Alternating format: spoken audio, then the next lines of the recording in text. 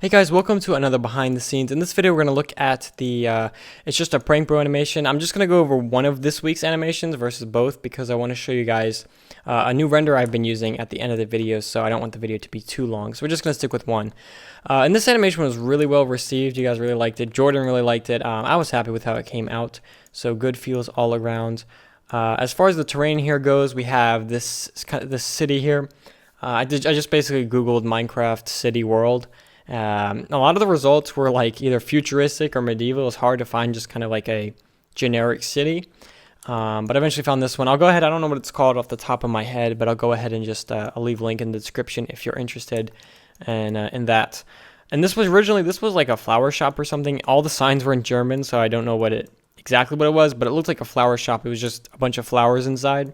But I got rid of all of that. Added this kind of bank. I don't know, whatever you want to call this desk deal. And then just to make sure it was obvious enough, added the big money sign there just to kind of drive that. It's a bank idea. Over here we have the parts where he starts talking, which is actually really loud. Let me go ahead and just turn it down a little bit. So I watched like 15 minutes of prank videos just to get an idea, just to get something to reference off of. So that's kind of where a lot of this came from, being in front of the brick wall. They're usually in front of like a solid wall or something. A lot of arm movement. As you can see, his arms are all over the place. It might be a little exaggerated, but yeah, that's kind of the whole point of this animation. It's kind of just a parody of prank videos. And then the pointing. So many people I saw pointed at the camera, which I don't really get, but I threw it in there because, that's what they do. So, and then he walks up and gets all close to the camera. That was obviously kind of a pretty extreme exaggeration, but people like that. People also like the wink too. I like the wink. That's not something I ever really saw, but I don't know. I just kind of came up with that. It's cool. Anyway, here we have the bank. So I did my best to kind of simulate the shaky cam. So I'm assuming you guys have seen some prank videos, and they're usually far away from the action, across the street or in a car or something. So I did my best to kind of simulate that here with the shaky cam, constantly zooming in, going in and out of focus. And then of course with every prank video that involves cops, where like the guy will like just like start trying to film, and then the cop will be like, put the camera away. So I felt obligated to include that in this one here. And then he gets thrown in the jail. That's actually a separate scene because the jail is actually in this scene too. So if I go ahead, you can see I just built it over here so I didn't have to export two separate pieces of terrain. But that's in a separate scene, so I'm not going to open that scene. But basically, yeah, he gets thrown in. The reason they're in separate scenes is because rather than keying all the daylight off and then keying the jail lights on, it's just easier to do it in a separate scene. So he gets thrown in. As far as the laptop goes, the actual screen was replaced in post. I put a light right on top of where the screen was to have the blue glow. But then in After Effects, I took an image of a YouTube front page, not in After Effects, I did this in Photoshop, but screenshotted YouTube page, replaced all the information with whatever, obviously with stuff that related to the video, replaced the video, the actual player, the video that was in the video player, video, and then corner pin that, use a corner pin effect in After Effects to get that perspective effect over top of the laptop screen. And that was pretty much it for the prison. As far as the rest of this goes, though, yeah, there's not too much else to say. Let me go ahead and talk to you a little bit about the renderer I've been using that I mentioned in the beginning. So I've used that for for the past 4 animations. The first one was the booty probe one with the cow. Let's see if I have it. Here it is. This one here. This was the first one I used it. And then you guys noticed in the Master of Disguise one, which I also have over here. Where is it? With the Master of Disguise one, you guys noticed the weird face, little dots underneath the eyes, which this is a result of the new renderer. It had a problem with how it was being tessellated, which I fixed now, but I didn't see it in the first one because his glasses actually cover up that area, so I didn't even notice it until it came down to this one, and after I saw it, it was kind of too late, so kind of just had to leave it there. But don't worry, it's fixed, and you'll never see it again, hopefully. But yeah, so it's called Redshift. It's a GPU renderer, and it's not very popular, so you probably haven't heard of it. But typically, I've always just used Mental Ray, which is a CPU render that comes with Maya. And the trade-off is the CPU render is much slower, but it has way more features. It works with everything in the software, and like is a lot more powerful. And I've tried a bunch of different GPU renders in the past, but I've never found one that would really work, works with everything I'd need. With Redshift, though, it's really well integrated compared to the other ones I've used. A couple other are Arnold. Actually, no, I think that's GPU accelerated, maybe. I don't think that's actually a fully GPU render. Furryball. I feel like there's another one. Blender uses cycles. They have their.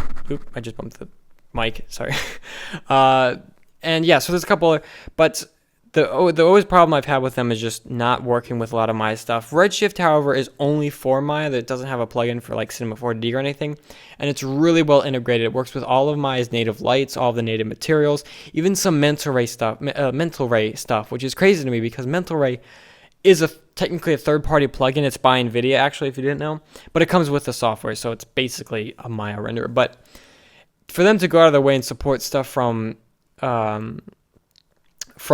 actual Mental Ray, which is just pretty crazy to me. So I downloaded the trial, I played around with it, figured out it does a lot of cool stuff. Like I said, it works really well with all of Maya's native stuff. I could take a scene that was set up for Mental Ray, just change it to the Redshift renderer, change a couple things, and render it out, and it'll probably look fine without having to redo all the lights and redo all the materials like I'd have to do with any other third-party plugin. So this one's really great. And then, of course, the benefit is it's way faster. So typically, if I go ahead and just run through the numbers, typically, with Mental Ray, I'll adjust the settings, the quality. Oops, I bumped it again. Jeez, sorry. I'll change the settings around until I get about 15 to 20 seconds per frame as far as render time goes. And I have a second computer that helps out. And usually I'll get around 7 frames per minute, 6 or 7 on a good day. So typical animations, 1500 frames, divide that by 7 per minute, which is about, with 214 minutes, that's like 3.5 hours. Let me go ahead and just check that. So yeah, a little over 3.5 hours.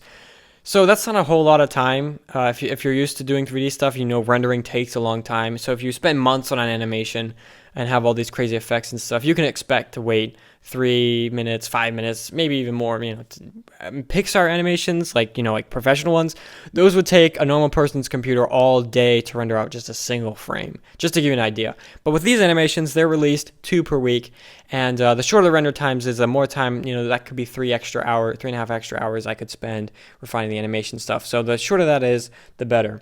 With Redshift, it takes around 7 or 8 seconds per frame from what I've done so far.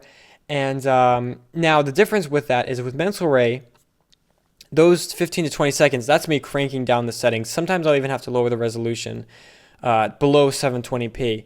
With the Redshift, at 7 or 8 seconds, I can render at 720 and be able to use stuff like with this one. I have depth of field enabled, which I haven't used in any of my other animations because it would just increase the render time too much. With the Booty Probe one, you have all that volumetric lighting in the background there. That would have killed the render time on Mental Ray. So even though it is, it takes less time, and it gives me way more freedom to do stuff. Soft shadows and stuff. If you look at my previous animations, shadows are always hard shadows. But with this, I can soften them out, and it really won't have too much of an impact on the render time. Now going back to this though, I said 7 to 8 seconds per frame. We'll go with 8 to be on the worst side. And then so 1500 divided by 8. Now again, this is only on one computer. I only have, each license is $500 per computer, so I'm not gonna buy it for both computers. But so if you go ahead, so it doesn't cut off that much time, but that's only one GPU. I actually have two 980 Ti's in my computer. So one of them, so I'm only rendering with one at a time, because running them in SLI, like together, like this, doesn't really cut off as much time as it could. So it's much more beneficial to just render it out on each one individually, a separate thread on each GPU separately, so that way you get exactly double the time. So it would take this long for the one GPU, but since I have two of them, divide by half, it only takes about an hour and a half to render out the whole animation, which is crazy, which is so nice to be able to do that, because like I said, it gives me way more freedom to what I can do with the animations as far as being able to enable depth of field, use volumetric shadowing and soft shadowing, blah blah blah. And it takes way less time, which is great. So yeah, that's pretty much it for this. I could make like an hour-long video going in depth with all like the cool features and stuff that Redshift offers, and maybe I could do another video. I don't know if you guys want. Let me know. I imagine most people watching aren't going to be using Redshift because it's, like I said, it's not very popular and it's kind of expensive. So I don't know. You guys can let me know. But yeah, that's pretty much it for this. I hope you guys enjoyed, and thanks for watching.